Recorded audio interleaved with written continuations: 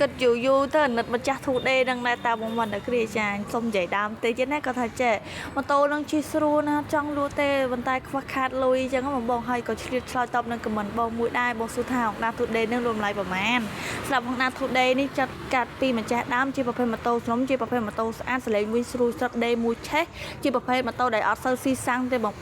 តនីជូនសលេងវិញដេស្ងាត់ជ្រាបបងណាដែលគាត់ចង់បានយកទៅខកចិត្តទេបងមានកាត់គ្រីគេថាទិញលក់អីត្រឹមត្រូវហ៎លក់ជូនបងតម្លៃត្រឹមតែ200ជាងឯងបង200ជាងអាចចរចាបានទៀតបងណាដែលគាត់ចង់បានអាចមកយកបាននៅក្នុងហាងលលុយមកមើលដល់ទីតាំងហាងតក៏បានដែរបងមកភ្នំពេញមកស្តុបការីរំផ្លូវ143ទៅមកកាញ់248ឬមួយឆាតចូលពេកតាម Telegram ឬមួយតាមលេខទូរស័ព្ទខាងក្រោមបញ្ជាក់ម៉ូតូនេះយើងអត់តរៀបចំទេបងបើសិនជាបងទិញទៅខ្ញុំរៀបចំជូនបងមកស្អាតមកខ្ចីញញតែម្ដងមិនឲ្យបងទៅចាប់កញ្ចក់កម្រាលជើងអីចឹងបងយល់ដាក់មកស្អាតមកសេតមក